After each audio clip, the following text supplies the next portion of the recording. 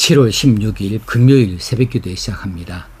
오늘 묵상할 하나님의 말씀은 히브리서 8장 7절과 8절 2절 말씀입니다. 저 첫 언약이 무흠하였더라면 둘째 것을 요구할 일이 없었으려니와 그들의 잘못을 지적하여 말씀하시되 주께서 이르시되 볼지어다 날이 이르리니 내가 이스라엘 집과 유다 집과 더불어 새 언약을 맺으리라. 아멘. 8장 1절에서 6절까지의 어떻게 말씀을 이끌어 오셨냐 하면 예수 그리스도께서 대제사장 되어진 것을 너희들이 잘 알지 않느냐? 그 대제사장 되신 예수 그리스도께서 그 직무를 수행하시는 곳은 하늘 성소다. 곧 하나님 보호자 우편에서 백성들을 위해서 중보하시는 바로 그 자리에서 직무를 수행하신다. 그리고 옛 언약을 따르는 레위 지파 제사장들이 섬기는 이 지상 성소, 그 성소는 하늘의 성소에 비하여 하늘의 성소를 모형으로 하는 그림자에 불과하다. 그러니 하늘 성소가 원본이고 지상 성소가 모형이나 그림자에 불과하다는 것을 말하고, 또 하늘 성소에서 제사장 직무, 죄사함을 위하여 그 직무를 수행하시는 예수 그리스도께서 이제 그 직무의 원본이 되어지시고, 이 땅에서 레위 지파의 후손으로 제사장들이 되어지고 제사장직을 감당하는 그 일들은 예수 그리스도의 직무에 비해서 모형에 불과하고 그림자에 불과하다. 그러니 이 율법을 근거로 하여서 제사장직이 있고 제사 제도가 있는데, 그것은 하늘의 제사를 지내시는 그 하늘 성소의 제사에 비해서 불완전한 것이 될 수밖에 없다. 이렇게 말씀을 하고, 그리고 6절에 가서 그리스도께서는 옛 언약보다 더 좋은 새 언약의 중보자 직분을 맡으신 것이라고 이렇게 말씀을 하고 있어요. 그러니까 옛 언약에 대하여서 이제 불완전한 것이라고 규정을 하고, 이제 새 언약을 이루시는 그리스도에 대하여서 집중하도록 만들어 놓는 거죠. 그리고 오늘 본문 말씀으로 7절과 8절에 넘어오게 되어집니다. 오늘 본문에서는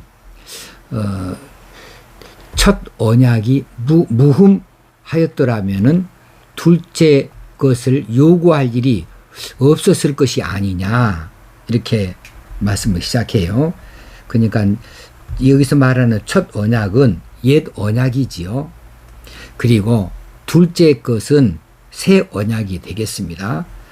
옛 언약이 흠이 없었다고 한다면 왜 새 언약이 필요하겠는가? 그러니 옛 언약이 흠이 있으니까 새 언약이 필요한 것이 아니냐, 이런 논조가 되어집니다. 여기에 무흠하였더라면 이라고 말씀했는데, 이 무흠이라고 하는 단어는 아멘프토스라고 단어를 써요. 아멘프토스. 여기는 두 단어가 합성을 이루고 있습니다. 아는 부정 접두어예요. 아니다 하는 것이죠. 부정 접두어 아에다가 비난하다, 흠잡다 라는 뜻으로 쓰이는 멤포마이의 변형으로 멤프토스를 사용했습니다. 이건 형용사지요. 그래서 비난하다, 흠잡다의 앞에 부정접두어가 아가 붙어 있으니까 이것을 뜻을 살핀다면 비난할 것이 없는 이 되어지겠죠. 흠잡을 것이 없는 이런 뜻이 되겠습니다. 그래서 이 부분을 다시 해석해 본다면 옛 언약이 흠잡을 것이 없는 것이었더라면 둘째 것, 새 언약이 왜 필요했겠는가? 둘째 것을 요구할 일이 있었겠는가라고 하는 거죠. 자, 그러면 옛 언약이 흠이 있다는 이야기죠. 완전치 못하다는 것이지요. 그러면 이건 잘 들여다봐야 됩니다. 율법을 따르는 하나님의 명령을 인간이 순종하는 행위, 인간이 그 순종하는 행위에는 상급이 있고 불순종하는 행위에는 벌을 받는다고 하는 것이 옛 언약 아니겠습니까? 그런데 그것이 흠이 있었다는 것으로 오해할 수 있어요. 옛 언약이 무흠하였더라면 이렇게 말하는 것이 흠이 있다고 이렇게 규정을 하고 들어가니까 근데 이 흠의 주체를 잘 파악을 해야 되죠. 자, 이 옛 언약을 누가 주셨어요? 하나님이 주셨습니다. 하나님께서 모세를 통하여 이스라엘 백성들에게 주셨습니다. 그러면 하나님이 주신 이 옛 언약이 문제가 있다 그 말은 이 언약을 주신 하나님이 문제가 있다거나 하나님께서 잘못 주셨다는 것으로 그 책임이 하나님께 돌아가 버리지요. 그럴 수는 없는 거지요. 옛 언약에는 문제가 없습니다. 다시 말하면 율법을 제시해 준 것에는 문제가 없어요. 단지 이 언약의 당사자였던 이스라엘 그 백성들이 흠이 있었던 거지요. 무슨 흠입니까? 그들이 순종하지를 않았어요. 그들 순종하지 않는 것이 문제였어요. 그들은 언약의 당사자로서 당연히 하나님의 말씀을 지켜야 됐습니다. 그리고 그 명령에 순종해야 됐어요. 그럴 의무가 그들에게 있었지요. 그런데 그들은 그 모든 것을 다 저버리고 말았습니다.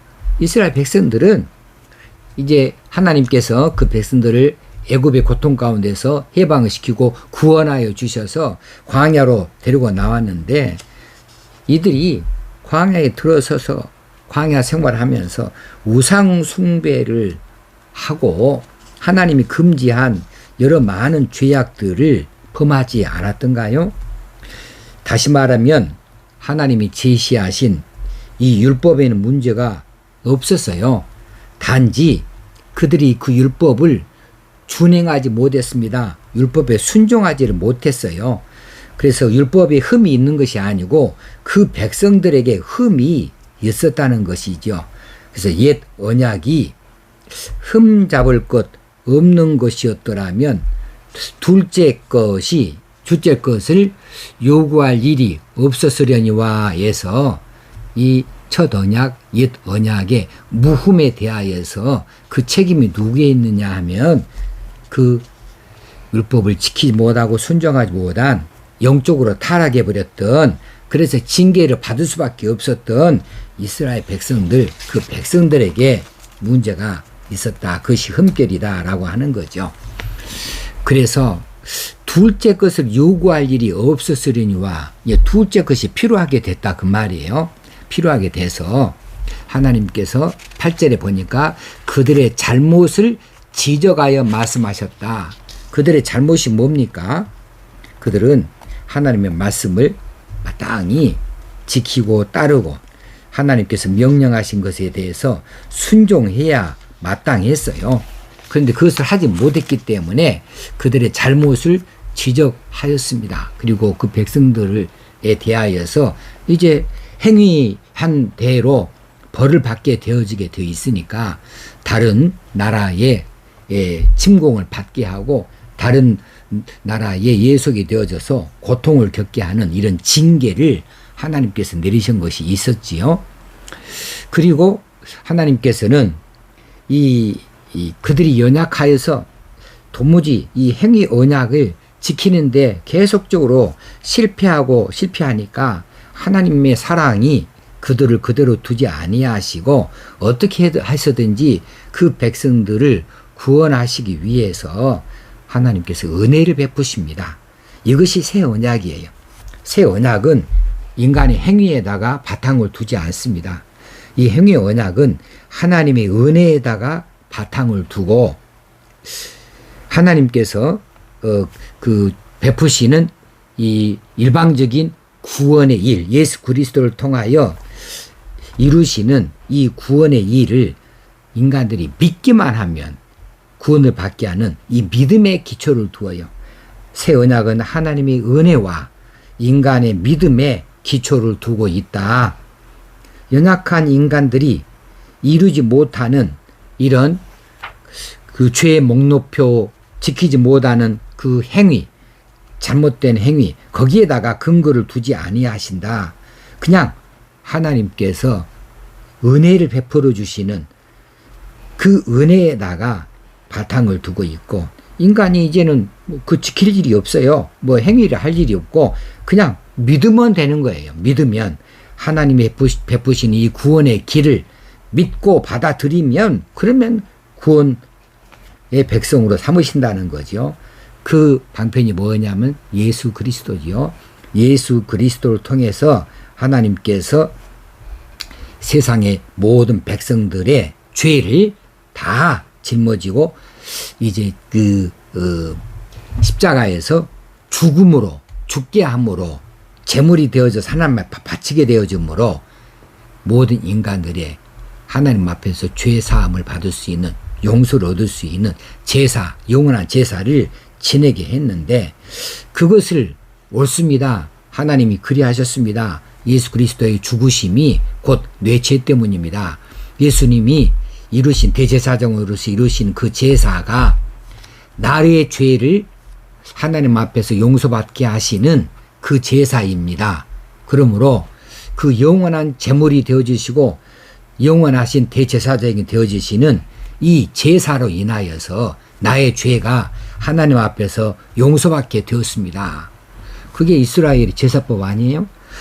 이것을 마음으로 받아들이고 믿기만 하면 그것을 하나님께서는 의롭게 여겨주신다. 하나님께서는 그것을 영원한 죄사함으로 하나님께서 연결해 주시고 구원의 백성 삼으시고 그리고는 하나님의 자녀가 되게 하신다는 사실입니다. 이것이 새 언약이에요. 이 새 언약은 다른 이름으로 은혜 언약이라고 그래요. 인간들이 행위 언약으로는 도무지 감당이 안 돼요. 못 해요. 그러니까 그들이 하지 못하는 그 일을 하나님께서 감당하십니다. 하나님이 세상에 오셔서 인간들을 대신하여 이 죄의 문제를 해결하시고 제물이 되어주시고 제사를 지내시고 그래서 그 모든 것들을 이제 제시해 주어서 내가 이렇게 했으니 이거 믿으라, 믿기만 하면 된다 했을 때 인간들이 그것을 그 내용을 알고 받아들이고 나 때문에 예수님이 제물이 되어주셔서 하나님 앞에 제사를 지내게 됐고 그래서 내 죄가 용서받게 되었습니다. 이렇게 믿고 받아들이면 그렇게 죄사함 받는 거예요. 그렇게 되면 구원을 얻는 거예요. 죄가 없으니까 구원을 얻는 거예요. 그렇게 되어지면 하나님의 자녀로 편입이 되어지는 것이죠. 이 둘째 것을 요구할 일이 없었으려니와 내가 이스라엘 집과 유다 집과 더불어 새 언약을 맺으리라. 바로 이것이 새 언약이었습니다.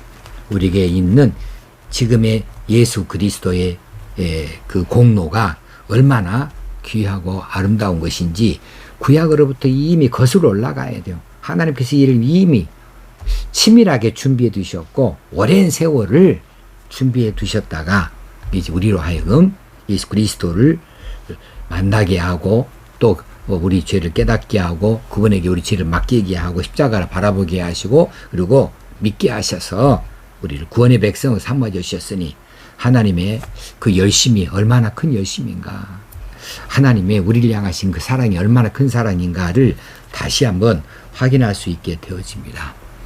기도하시겠습니다. 하나님 아버지, 우리가 예수 믿고 구원 얻기까지 실로 놀라운 일들이 오래전부터 있었습니다. 하나님이 예비해 두셨습니다. 그리고 하나님께서 일방적으로 다 이루어 주셨습니다. 우리가 하지 못하는 일들을 다 이미 아시고 하나님께서 다 이루시고 우리로 하여금 그저 믿기만 하면 구원을 베풀어 주시는 이 놀라운 일을 우리에게 은혜로 허락하여 주셨으니 감사합니다. 이것이 하나님의 사랑인 줄 압니다. 이 사랑을 받고 이 은혜를 받아들여서 구원의 백성 되어지고 이제는 하나님의 자녀로 살게 되니 감사합니다. 합당한 자녀 되게 하시고 합당한 하늘 백성 되게 하여 주옵소서. 오늘도 이 구원의 은혜에 감격하는 백성들로 살게 하여 주옵소서. 우리의 책임을 다할 수 있게 하여 주옵소서. 예수님의 이름으로 기도합나이다. 아멘. 오늘 하루도 이 은혜에 대하여서 묵상하는 날, 그 시간이 되어지길 바랍니다. 감사합니다.